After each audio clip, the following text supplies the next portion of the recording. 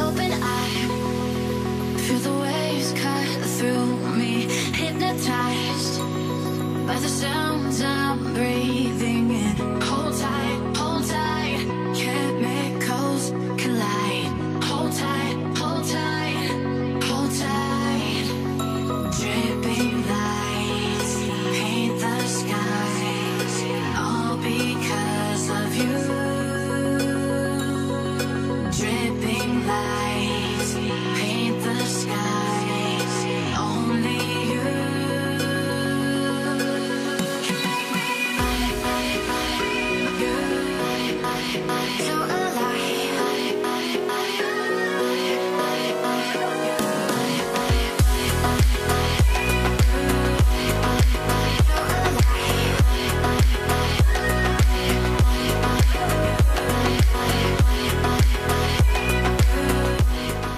디테일링 초보도 쉽고 안전하게 세차하는 방법.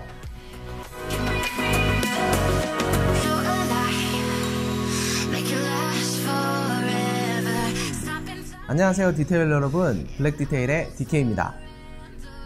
오늘은 지난 영상에서 소개해드린 5가지 아이템만을 가지고 내 차를 쉽고 안전하게 세차하는 방법에 대해서 알려드리겠습니다. 차를 가진 사람이라면 누구나 한 번쯤 세차를 해보셨을 겁니다.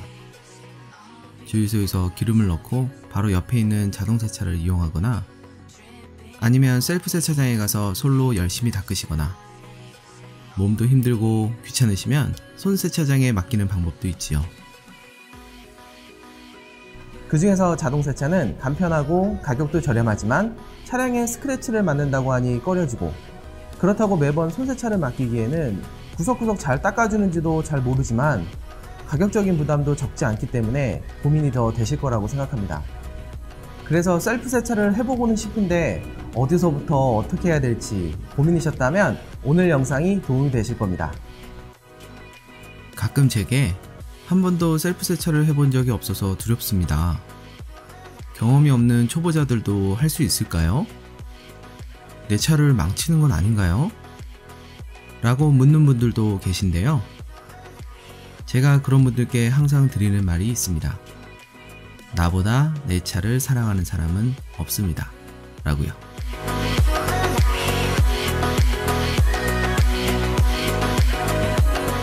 아무리 나보다 경험이 많고 좋은 기술을 가진 사람이라도 본인만큼 차를 아끼는 마음이 없기 때문에 내 차는 내가 가꾸는 것이 제일 좋습니다.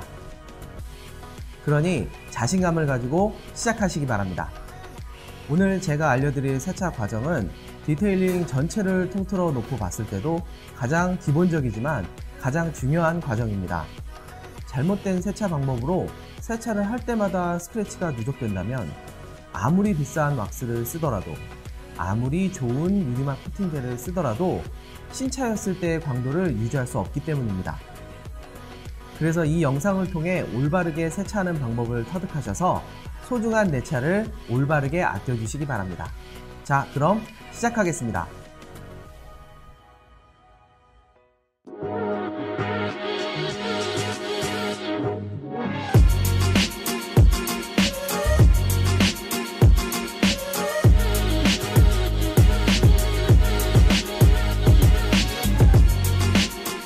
세차장에 도착해서 가장 먼저 해야 할 것은 차량에 열을 식히는 것입니다. 주행하면서 뜨거워진 엔진이나 브레이크 로터 등에 바로 물을 뿌리는 것은 금물입니다. 뜨거운 온도로 인해 물의 증발이 빨리 일어나고 그로 인해 워터스팟이 생길 수 있기 때문입니다. 기다리는 동안 사용할 세차용품을 준비하거나 차량을 한 바퀴 돌아보며 타이어의 압력을 체크하는 것도 좋은 방법입니다. 내부의 쓰레기를 비우는 것도 좋고요.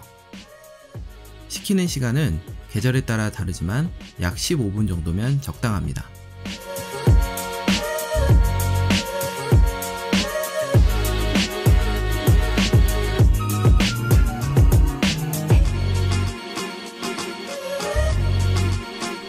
차량이 어느 정도 식었다면 차량을 베이에 넣고 버킷에 물을 받습니다. 버킷에 약 70% 정도 채워주는 것이 좋으며, 물을 받은 다음에는 카샴푸를 희석기에 맞추어 넣어줍니다. 카샴푸를 어느 정도 넣어주어야 하는지 잘 모르시겠다면 먼저 샴푸 용기에 적힌 사용법을 참고해서 제조사에서 권장하는 희석비를 확인하시고 적당량의 샴푸를 넣어주면 됩니다. 여기서 잠깐, 희석비에 따른 샴푸 양을 계산하는 데 어려움이 있으신 분들을 위해 간략하게 설명드리겠습니다. 자신이 사용하는 버킷의 용량을 밀리미터로 바꾼 값을 희석비로 나누면 되는데요. 예를 들어 현재 19리터, 즉 19,000ml의 버킷을 사용하고 사용할 카샴푸의 희석비가 1대 500이라면 19,000 나누기 500은 38. 그러므로 38ml의 카샴푸를 넣으면 됩니다.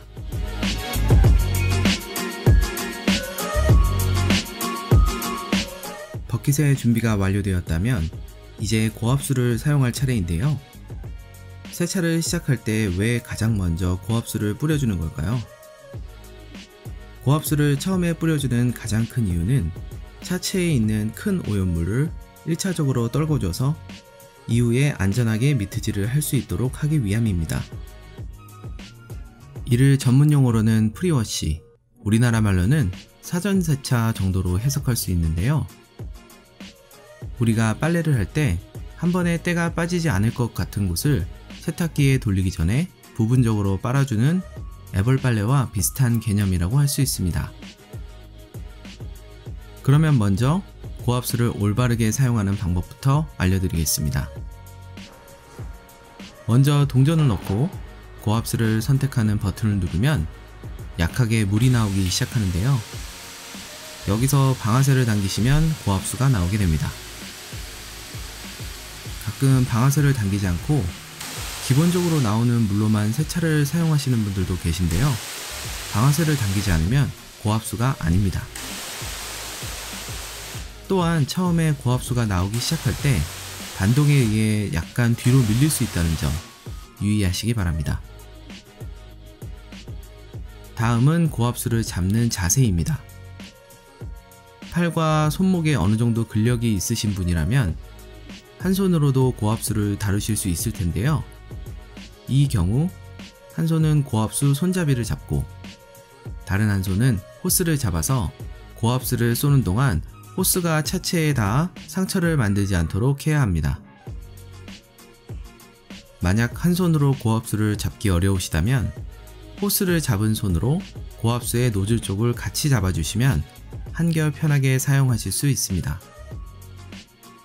자, 그러면 고압수를 사용해 보겠습니다.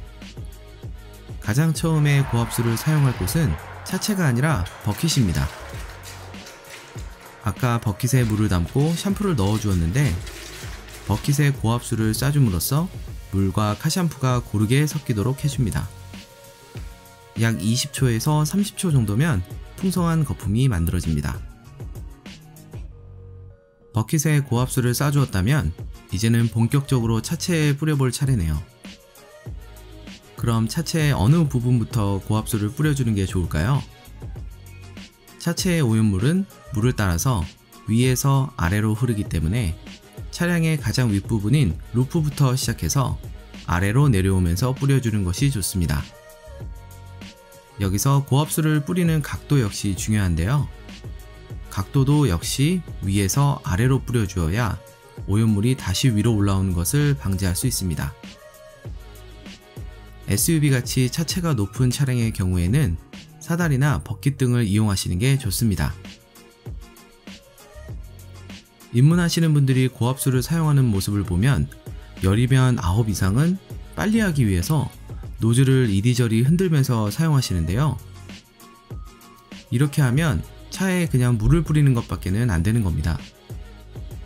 앞서 설명드렸듯이 고압수를 사용하는 것은 외장에 있는 오염물을 떨어뜨리기 위함이기 때문에 오염물이 떨어져서 완전히 물에 씻겨 떨어질 수 있도록 충분한 시간을 가지고 사용해 주셔야 합니다.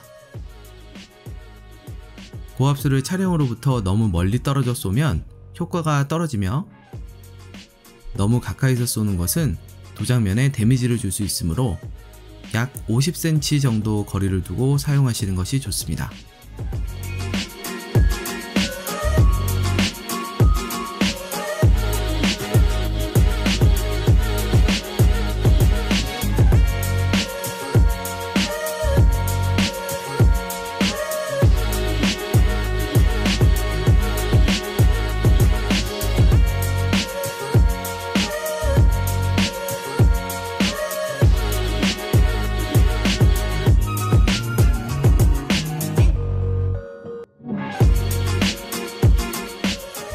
고압수를 차량 구석구석 뿌려주었다면 이제 세차 미트를 이용해서 미트질을 해주어야 합니다. 간혹 나는 일주일에 두세 번씩 세차를 하기 때문에 고압수만 뿌리면 깨끗해지는데요? 아니면 내 차엔 100만원짜리 유리막 코팅이 되어 있어서 미트질은 안 해도 된다던데요? 라고 말씀하시는 분들도 계시는데요. 아무리 자주 세차를 해도 아무리 비싼 코팅제를 사용했다 하더라도 반드시 미트질은 해주셔야 합니다. 차량의 외장에는 우리가 눈으로는 구분할 수 없는 많은 오염물들이 있습니다.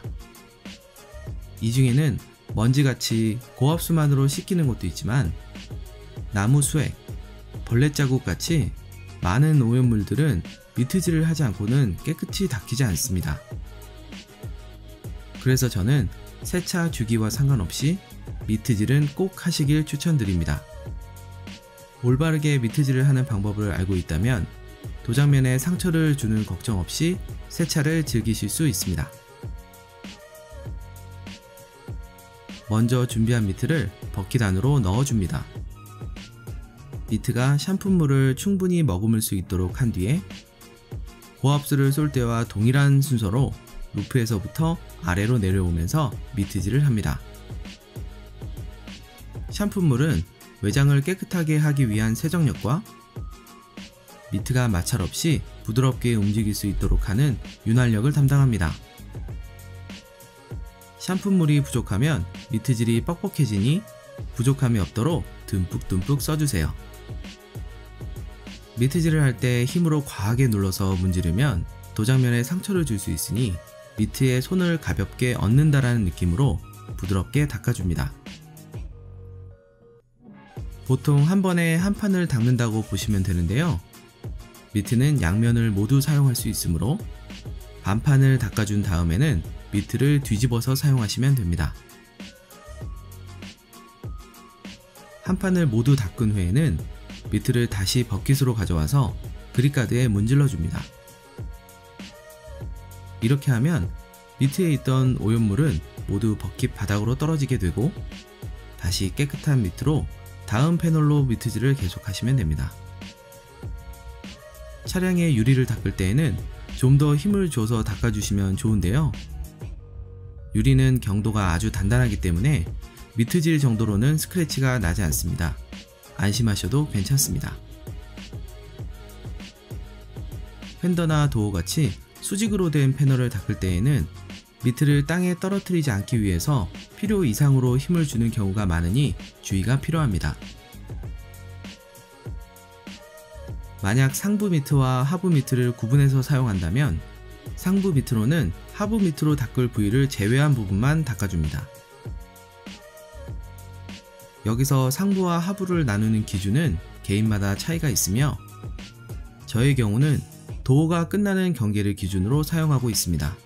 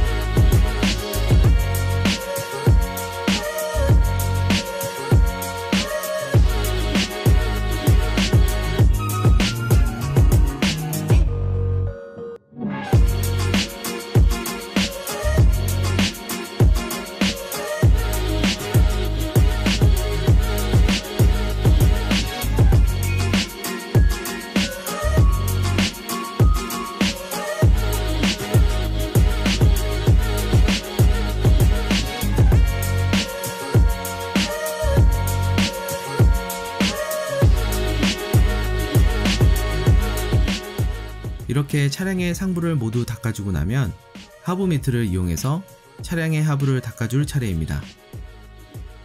차량의 하부는 눈으로 보기 힘들기 때문에 느낌적인 느낌을 살려서 닦아주어야 하는데요. 화면에서 보시는 바와 같이 차량 주위를 한 바퀴 돌면서 차량의 바닥 부분까지 꼼꼼하게 닦아줍니다.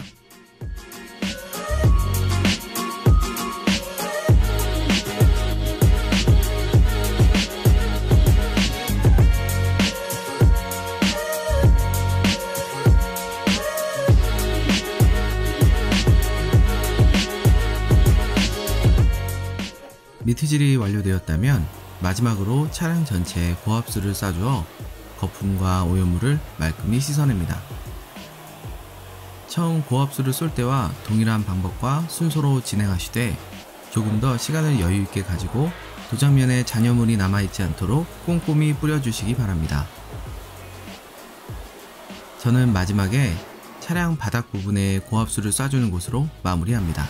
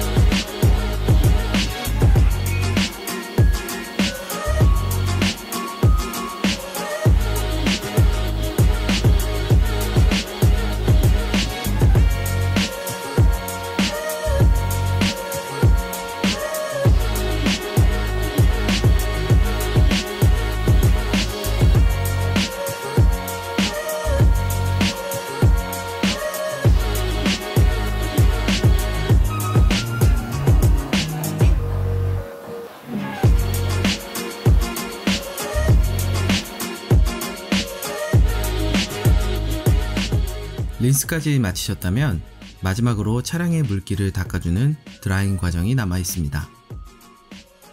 기본적으로 드라잉 타올을 이용해서 물기를 닦아주고 타올이 닿지 않는 좁은 부위는 압축 공기를 이용해서 물기를 날려주는 방법을 사용하는데요. 압축 공기를 먼저 사용하고 타올로 마무리하느냐, 아니면 타올로 먼저 닦은 후에 압축 공기를 쓰느냐에 대해서는 개인차가 있습니다. 저의 경우에는 물이 빨리 증발하는 여름철에는 먼저 타올을 이용해서 빠르게 물기를 제거해서 워터스팟이 생기는 것을 예방한 다음 좁은 구석을 에어로 불어주면서 드라잉을 마무리하고요. 나머지 계절에는 먼저 에어를 쏴주고 타올을 이용해서 전체적으로 드라잉하는 방법을 사용합니다. 한 가지 강조드리고 싶은 점은 린스가 끝나면 물기가 도장면에서 증발해서 워터스팟을 만들지 않도록 최대한 빨리 드라잉을 마무리하셔야 한다는 것입니다. 음료수나 담배는 힘들더라도 조금만 참으시고 드라잉이 끝난 다음에 하시는 게 좋겠죠?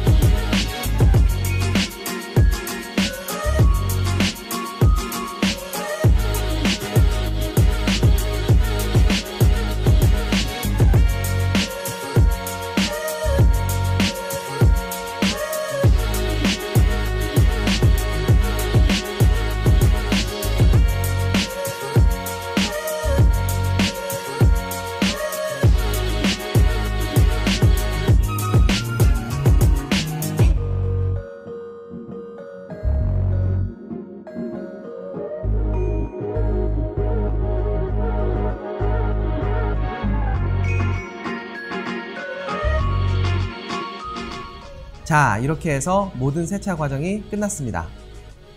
오늘 제가 여러분들께 보여드린 방법이 유일한 방법은 아닙니다. 디테일러마다 개인의 스타일이 모두 다 다르고 방법이 다르더라도 나에게 맞고 내 차를 안전하게 세차할 수 있다면 그 방법이 나에게는 가장 좋은 방법이니까요. 네, 오늘 보여드린 영상 유익하셨다면 좋아요와 구독하기 잊지 마시고요. 저는 다음에 새로운 영상으로 또 인사드리겠습니다. 감사합니다. I wanna see the light.